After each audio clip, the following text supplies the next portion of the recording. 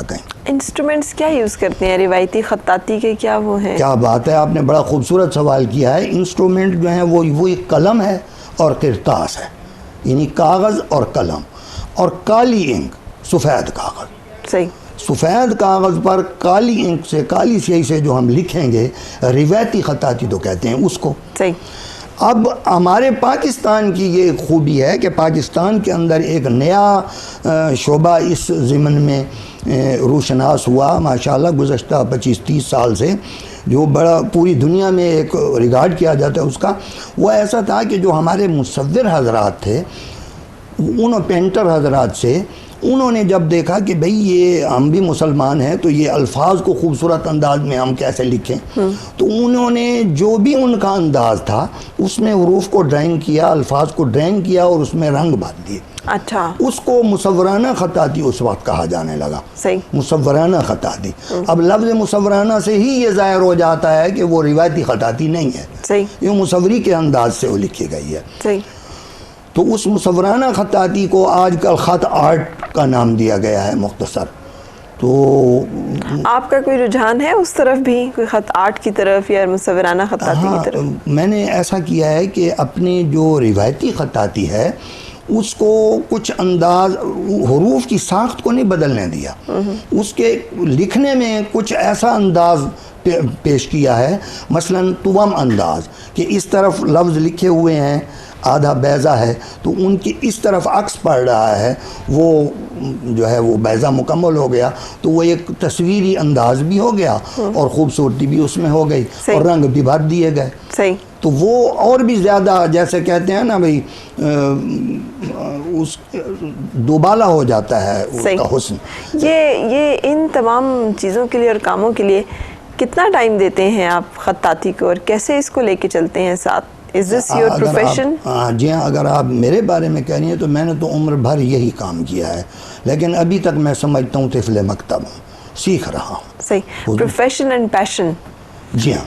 کیا یہ دونوں ایک ہی چیز کے دو نام ہیں یا مختلف چیزیں ہیں؟ ایسا ہے کہ جس کسی نے تخلیق کے طور پر کام کیا ہے، وہ اگر اس کا پروفیشن بھی ہے تو اس نے وقت اسپیشلی نکالا ہے تخلیقات کے لیے، کیونکہ پروفیشنل تو اس کا وہ مجبوری ہے نا، اس نے اپنی روزی روٹی کے لیے وہ کام کرنا ہے، لیکن تخلیق کے لیے بھی اسی کام کو اس کو کرنا یہ اس کے لیے بہت مشکل ہے.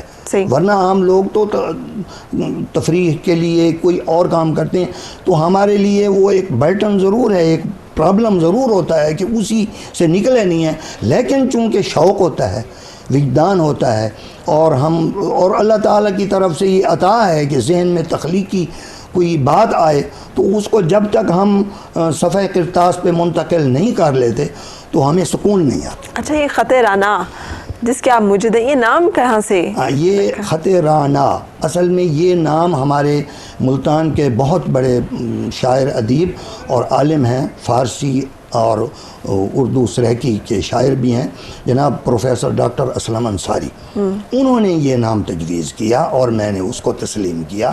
ورنہ عام طور پر کئی اور احباب نے کہا تھا بھی خط کلیمی رکھ دیں، خط فلاں رکھ دیں، لیکن جب لفظ رانا کی ہم نے اس کی خوبیاں دیکھیں، اس کے معنی دیکھے، تو اس میں خوبصورت تھے کہ ہم نے خط رانا اس کا نام. اچھا، یہ خط رانا کی تخلیق جو ہے، جی، یہ کیا سفر تھا؟ کیسے یہ خیال ذہن میں آیا، سوچ آئی، کوئی ایک دم سے موٹیویشن آئی، کیسے یہ شروع ہوا؟ وہ میں نے ابتداً کچھ عرض کیا ہے نا کہ جیسے میں نے وہ خطاطی کی جو پرانے خطوط تھے اساتذہ متقدمین کے، ان کے جب میں نے الفاظ لکھے، تختیاں لکھیں، ان سے انسپریشن ملی کہ مطلب یہ کوئی ڈیزائر پیدا ہوئی، کیسے یہ تخلیق جو ہے خاص طور پر کیسے اس کا؟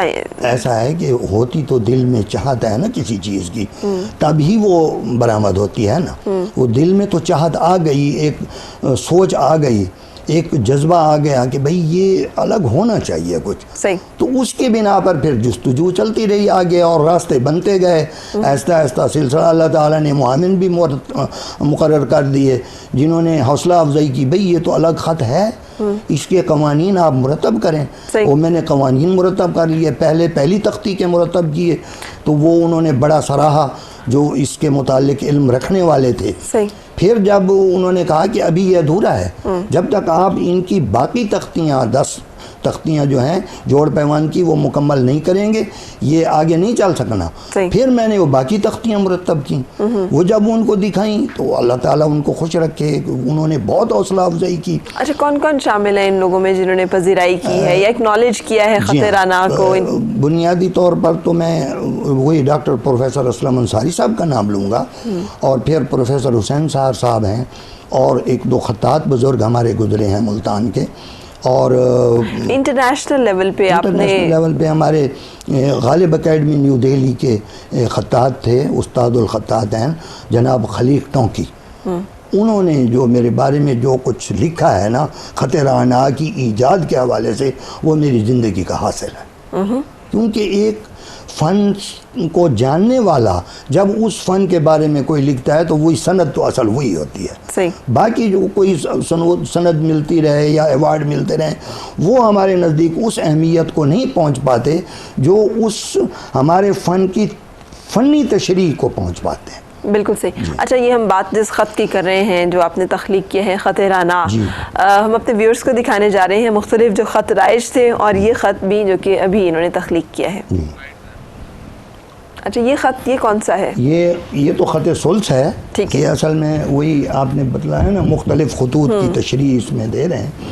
یہ خط سلس ہے. یا رسول اللہ قلت حیلتی انت وسیلتی ادرکنی یا رسول اللہ لکھا ہوا ہے. صحیح. اچھا، یہ خط جو ہے یہ کیا، یہ کیسے ہے؟ اس خط کی کیا کچھ تھوڑے سے ہمیں خط سلس جو ہے یہ روایتی خطاطی چلی آ رہی ہے عراق سے. جناب ابن مقلا بیضاوی اس کے موجد تھے، بہت عظیم خطاط تھے، دنیا خطاطی کا عظیم نام. تو ان کی یہ ایجاد تھی. اور یہ اب آ گیا ہے خط نستعلیق. صحیح. یہ ایران کی پیداوار ہے. ٹھیک ہے. پہلے سے موجود خط نسخ جو عراق کا تھا اس کو اور خط تعلیق جو فارس میں لکھا جاتا تھا، ان 2 کو امتزاج کر کے نیا خط بنایا گیا جس کا نام خط نستعلیق ہے. یہ اس کا توام انداز تھا. یہ خط محقق ہے، یہ بھی ابن مقلا بیضاوی کی انداز ہے. یہ خط کوفی ہے. خط کوفی کی تو بے شمار جو ہے وہ ڈیزائن ہیں. اب یہ اسکیل میں لکھا جاتا ہے. اس کو دائیں طرف سے لا تقنطوا من رحمت اللہ آدھا لکھا ہوا ہے تو بائیں طرف اس کا عکس پڑ رہا ہے. یہ خط رقہ ہے. انت ولی فی الدنیا والآخرہ توفنی مسلما والحقنی بالصالحین. یہ دائیں طرف جیسے لکھا ہوا تھا اس کا عکس بائیں طرف پڑ رہا ہے. صحیح. خط توامی اس کو کہتے ہیں. یہ خط نسخ ہے. اللہم وسع رزقی وسعتا لا احتاج الی احد من خلقک. دعا ہے اللہ تعالیٰ کی بارگاہ. یہ خط رانا آ گیا. اچھا، یہ خط رانا ہے. اللہ الصمد یہ اس میں لکھا ہوا ہے. اور یہ الف اور لام جو اوپر کی طرف اوپر سے نیچے کی طرف آتے ہیں حروف، ان میں ایک لہراؤ دیا گیا ہے. اچھا، اس خط کی دوسرے خطوں سے جو فرق ہے یا جو چیز اسے ممتاز کرتی ہے وہ کیا ہے؟ وہ ایک بات یہ ہے کہ اس میں پہلے سے ہمارے جو مروج خطوط ہیں ان تمام کی جھلک اس میں ملتی ہے. جیسے میں نے پہلے عرض کیا نا، خط نستعلیق جو ہے وہ نسخ اور تعلیق 2 خطوں کے امتزاج سے پیدا ہوا ہے. یہ یوں سمجھیں کہ اب تک ہمارے جتنے مروج خطوط آپ نے شروع میں جن کا نام لیا ان سب کا اس میں ان کی جھلک ملتی ہے. ان سب سے استفادہ کیا گیا ہے. صحیح. اور الگ انداز دیا گیا ہے. الگ انداز جو ہے وہ کیا ہے اس میں؟ وہ اس میں جو لہراؤ ہم نے دیا ہے نا، وہ آگے آئیں گے آپ دیکھیں گے. اس کے ساتھ مثلا دائرہ ہے، اس میں دائرے کا لفظ ابھی آگے آئے گا. اس دائرے میں ہم نے عام طور پر جتنے بھی خطوط ہوتے ہیں ان میں صرف کوفی میں دائرہ چوکور ہوتا تھا. اب تو اس کو بھی کئی ڈیزائن دے دیے گئے، گول بھی بالکل کر دیا گیا. لیکن اب یہ دیکھیں، یہ اللہ درمیان میں کوفی میں لکھا ہوا ہے، نیچے سبحان الملک القدوس سے لکھا ہوا ہے. یہ خط نسخ میں ہے. تو باہر سے خط رانا کا ایک انداز ہے. اور خط رانا جو ہے اس میں کیا لکھا ہوا ہے؟ فریمنگ کی ہوئی ہے تو اس میں مجھے ذرا پتہ چل نہیں رہا. ہاں، یہ واضح ہے. اللہ جمیل اوپر دائیں طرف، وَيُحِبُّ الجمال نیچے کونے پہ آ رہا ہے. اب یہ اس کا اس طرف توام انداز ہے تو یہ ایک تغرہ بن گیا ہے. اس کے اندر پھر ہم نے اس کا نستعلیق میں ترجمہ لے کر دیا ہے. صحیح. ہاں اللہ تعالیٰ کی ذات خوبصورت ہے اور خوبصورتی کو پسند فرماتی ہے. صحیح. یہ یا ایھا الذین آمنوا کتب علیکم الصیام، یہ خط رانا میں دائیں طرف آدھا سیدھا لکھا ہوا ہے اور بائیں طرف اس کا عکس ہے. اچھا. اور درمیان میں جو جگہ تھی اس میں ہم نے اس کو خط نسخ میں ابلاغ کے لیے لکھ دیا ہے تاکہ کوئی پڑھ سکے، یہاں سے پڑھ کے تو ان لفظوں کو وہ دیکھ سکے. بالکل صحیح. اب یہ دیکھیں اوپر ہے رب انی مغلوب، نیچے کونے میں ہے فانتصر. یہ ایک آیت ہے، اس کو اسی کے معنی میں ملتی جلتی آیت، وہ باہر سے جو فریمنگ ہے وہ خط رانا کی ہے، تو اندر ہم نے خط نستعلیق میں نصر من اللہ و فتح قریب لکھ دی. صحیح. اچھا یہ ولا تازرو، ایک آپ دائیں طرف جو نیچے والا کونا ہے ولا تازرو وازرتم وزر اخری، اب یہ چاروں کونوں میں وہی لفظ ہے اور درمیان میں فریمنگ میں پھر ہم نے خط نسخ میں لکھ دیا ہے تاکہ ذرا اس کو دیکھ کے باہر والے ڈیزائن کو پڑھا جا سکے.